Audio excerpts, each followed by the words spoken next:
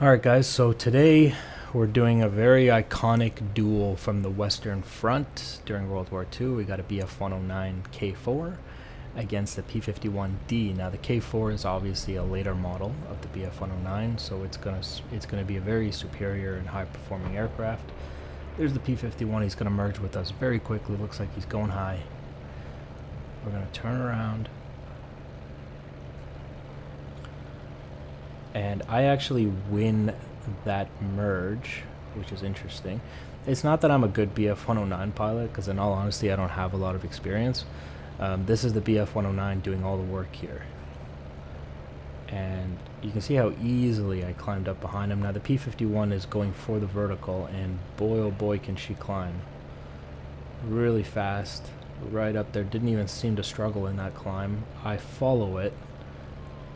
And I'm not going to go too high because I want to retain my energy a little bit here. Or my speed, I should say. And you can see that we're sitting pretty nicely behind the P-51 here. And he is trying to be elusive. He's trying to, you know, possibly force an overshoot situation here. And we're closing in on him. And he's just trying to make sure that he's not predictable because he doesn't want to get shot here. May have an opportunity. Nope. He saw that coming. And he's going to go for the dive. We're going to stay a little vertical here because I don't want to follow him into that and then end up overshooting. Alright, now we're going to follow him down. The high yo-yo maneuver here to get us onto a 6 o'clock again. He's going to climb up because he sees that coming. It's a great move by him. I don't have the speed really to follow him through that.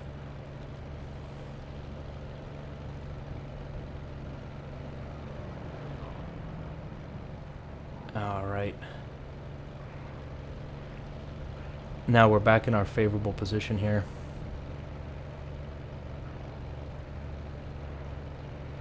The Bf-109 is an amazing aircraft in terms of its turning capabilities as well. Really impressive here.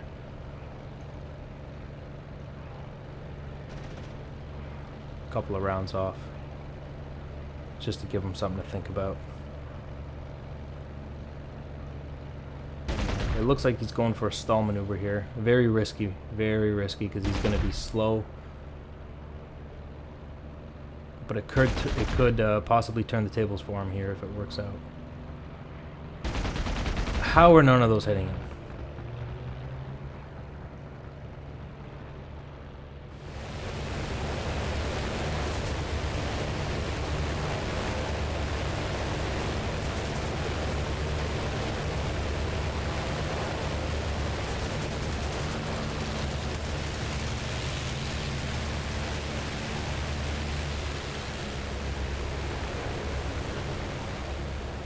I can't believe none of those cannon rounds hit him. Very lucky P-51 here. And I'm falling down. I think he's going to the right here. Kind of lost. There he is. Right in front of us, 12 o'clock. So we kind of fell in a very lucky way. Now, I was talking to Feisty, and he was telling me how he had spoken to some World War II veterans, and they had mentioned how if they had a Bf-109 on their tail that they couldn't shake, they did this stall maneuver, and it was very risky, but it usually did the job and got the Bf-109 off their tail. And I've actually managed to hit him here as he tries to do the stall maneuver again. He actually got hit, so, and you can see I've lost control. So he has achieved what he wanted to achieve in the stall. The P-51 is very good at recovering from that maneuver, and I'm once again recovering right behind him. So very lucky on my part that I'm recovering exactly where I need to recover. I could have fallen in any direction, right? But now we're back on, and he's doing a very good job of maneuvering right as I'm about to shoot. Very slippery P-51 we got here, and right now he's trying to force an overshoot. That's not gonna work. Very graceful. from the P-51 here. Now, this is a bad situation for me as I have departed flight here.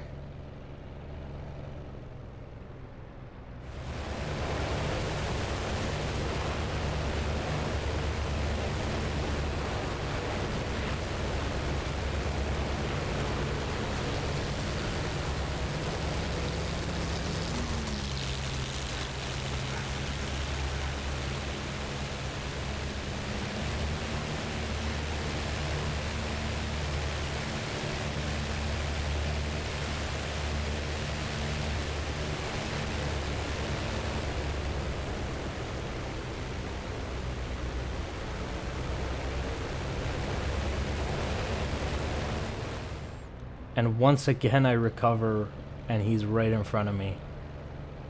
So that's 3 times now that I've gotten lucky like that, I think. But he is doing a good job of noticing that I've recovered right behind him. He's right back in the fight. He's not wasting time. This P-51 is entirely defensive at this point, and he is trying to get creative here to try to stay alive. And he's going to cross in front of the nose. I just can't get those cannon rounds to land on him.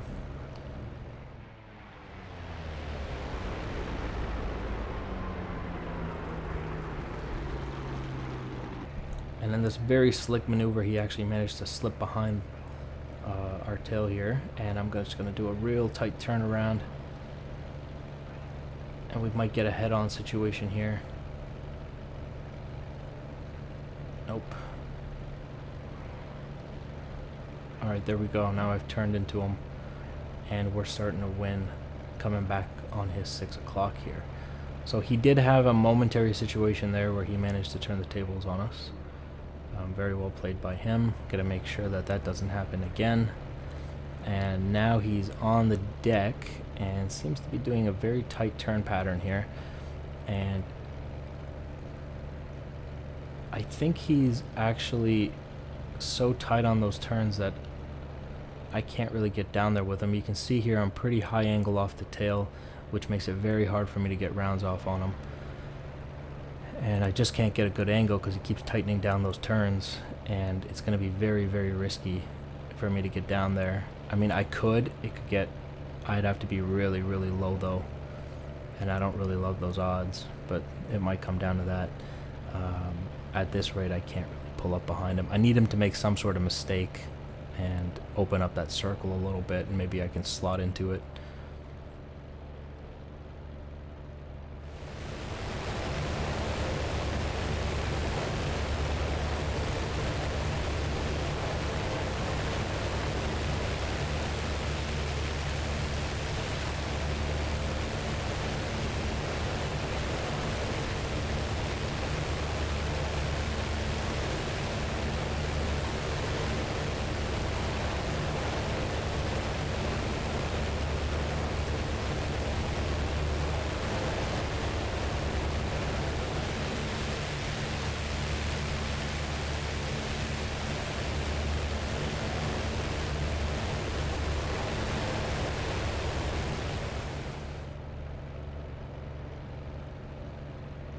Alright, so I'm kind of managing to slide in here. However, I'm really, really low, and if I pull a little too hard, there is a possibility that I will lose control of the aircraft. And at this altitude, that means being dead. Here we are. We're actually getting a good aspect angle on him here. If I can just pull a little bit more lead, we might be able to pull this one off. Put some cannon rounds on him here. Real close. Whoa, I think I rubbed the tip of the wing on the ground there. Hit him. He's leaking something pretty bad. I hit him at least 4 or 5 times there with a 30 Mike cannon, so. Yep. So that's either an aircraft that's out of control or a dead pilot. So. Alright, there he goes. Finally got him. Very well fought by the P-51.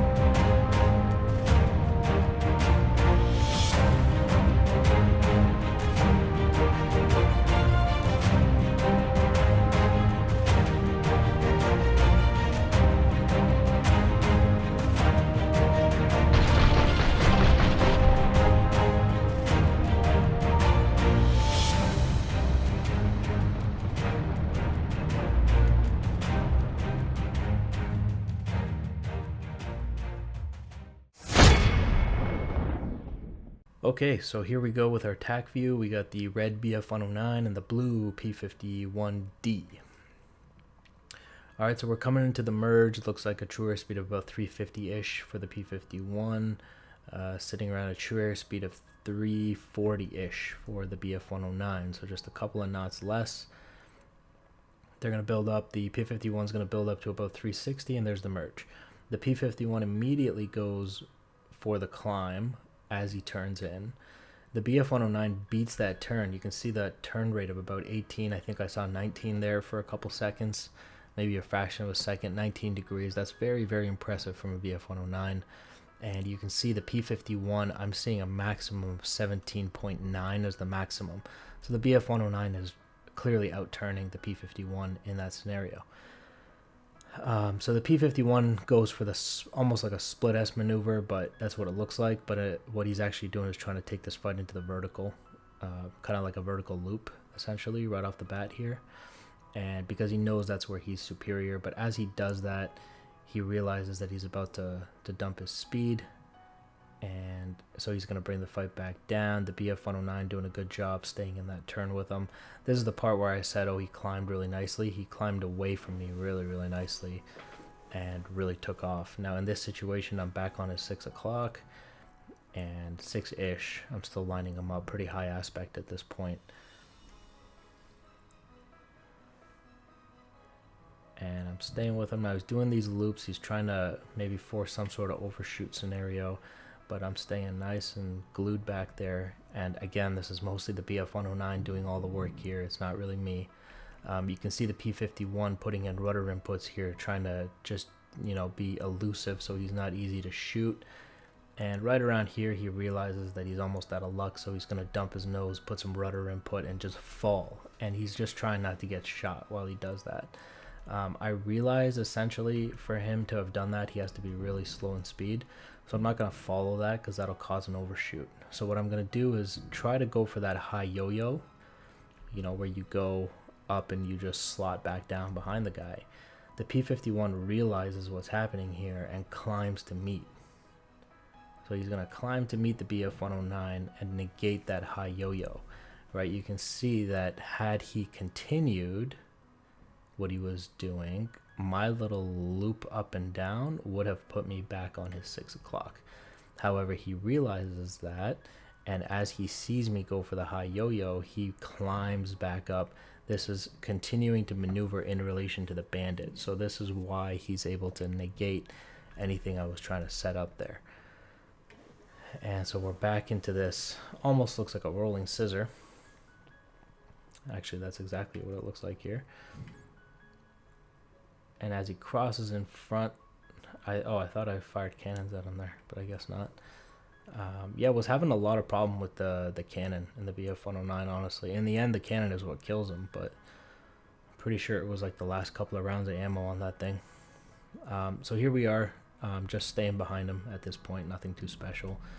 You can see me pulling lead, and the P-51 would also be seeing that at this point.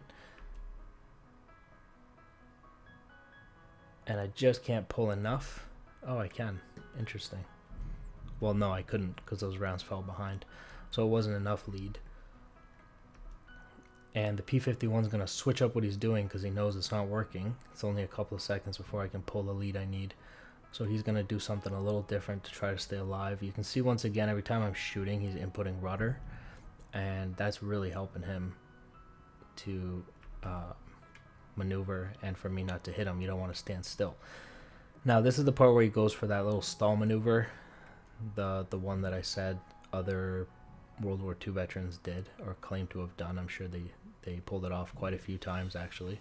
I had heard about it in the past, but just to hear it from Feisty and the fact that he had spoken to actual World War II pilots who said they did that. I'd only heard that third hand, right? Just from somebody else in a documentary or something, but he says he heard it from the actual pilots. So very impressive that they did that, because it seems like a very, very risky maneuver, because as you climb up and you're stalling the aircraft out, you're trying to make the B-51 over the Bf-109 overshoot. You're actually slow and a sitting duck, which is basically what happens here. This is the part where my cannons wouldn't hit him So let's just see what's going on here. I fired some more back here. So very risky maneuver by the P-51. A couple of those rounds fall short behind him. Let's turn off the labels. Right around his wings. And then as he falls, look at this. Right over the wing, and it looks like it might even go through the propeller. So millimeters for me, millimeters. But he's gonna survive that, and you can see that it worked. It worked. I'm basically screwed.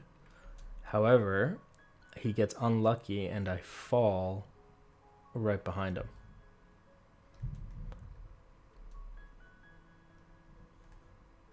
Like, I kind of got a glimpse of him going to the right, so I'm like I fell behind him. I know that. It's just a matter of staying behind him now.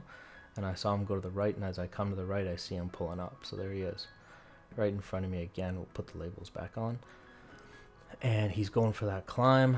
Once again, the Bf-109 absolutely glued to his tail. I put some rounds that go right above him and just underneath him. Really close every time, but just not enough. And we actually get a hit there. As he goes for that stall maneuver for a second time, he's just not going to get that lucky twice. And I managed to get one hit on him. Now, at this point, you can see the Bf-109 has departed flight. I followed him into that, knowing full well what he was doing, but I was trying to get a hit as he was vulnerable at the top. And it paid off for me a little bit, but here I am now departing flight. You can see the P-51 recover so beautifully from that maneuver. And the Bf-109 falls again, and once again falls right behind the P-51. So honestly, this is pure luck. I didn't do anything to make this happen. I'm sure there are Bf-109 pilots that are good enough to do that. I'm not one of them. I'm just getting luck in this situation. So once again, glued to the butt of this P-51. At this point, he must be getting a little annoyed. You see the continued rudder input there. Trying to climb for the verticals, see if he can force an overshoot. Constantly going for those stall maneuvers. And this is the one where he actually rudders away from me. Very nice from him. This is the third time, I think, where I fall behind him again. And you can see once again departed flight, dropping, and right behind the P-51. So that's just unlucky from him. And at this point, I'm just staying behind him, nothing too crazy. A couple of rounds as he crosses in front. This is the part where he manages, I think this is the part where he slips up behind me. I actually lose visual in this little loop that he does. So as we're doing this, I for a second lose visual on him, and he rudders and pulls hard across and reverses that turn. It's a very nice maneuver, and it helps him to break visual with me. Like, I can't see him anymore, so I'm kind of just flying straight looking for him. And as I do that, get the tracers over the aircraft, he's firing short and underneath. And nope, some of those are on target, but he's just not getting lucky. No hits for him. Some of those rounds are really good. So he just needed a little bit of luck there. And so once again, I'm coming around, turning. You can see a turn rate of 22.2, 23 I think I saw there at some points. And we're back in a good position behind the P-51. Okay, now you can see this is a very high aspect. Angles like this are obviously not good for shooting somebody down. You kind of want to be back here somewhere looking at them. Low angles off the tail, low aspects. And that's kind of my problem here is now he's got this circle going and I can't get the correct aspect. He keeps tightening down the turns, which results in a very high aspects as I come in. And I don't really feel comfortable pulling too much lead in the Bf-109 because it's not a Mirage at the end of the day. If you pull too hard on the stick, it will depart flight. And at altitudes like that, that's just not really something I want to try out. Adjust those lines a little bit so you can see these turn circles. All right, now here, and I'm just hanging out high. Okay, this is stacking high on the Bandit, and I'm waiting for him to make a mistake so I can swoop down and use this altitude that I have to try to gain some speed so I can pull my nose around tight and get a snapshot opportunity as I come across. You can see here I almost went for it, but he tightened down the turn, so I'm going back up. Maybe a little too much. And there is one section here where he avoids hitting a tree, I think it is, and that gives me the opportunity to come in behind him. We'll see if we can pick it up here. So we do a couple of these loops, and right there, do you see that?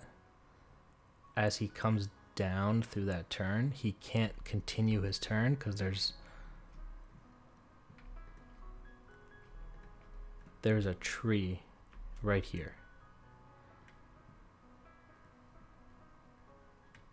Right here, there's a tree.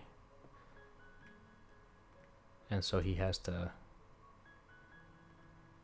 do that. That didn't really work out, but you get it. There was a tree, so he had to maneuver around the tree, which kept him, he had to basically extend out, which is exactly what I was waiting for. And I'm coming down underneath, or over top. And now I'm starting to get the angles that I'm looking for. Very, very close. Right, continue. There it is. Now these are the angles that I want. And now I'm in a good position. And I'm just gonna sit here patiently waiting.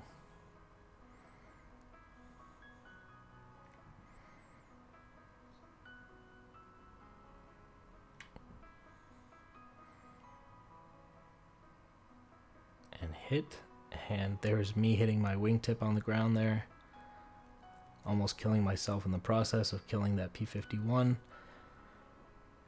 And that's it. That's the fight. All right, let's just watch that kill one more time.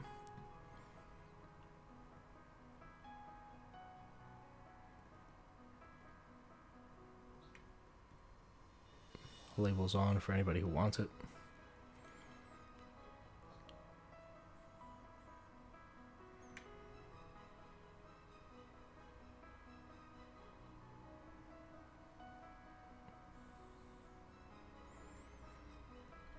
Okay, so there it is. Bf-109 is victorious. All right, guys, that's going to be the video for today. Thank you for watching, and I'll see you next time. Bye, guys.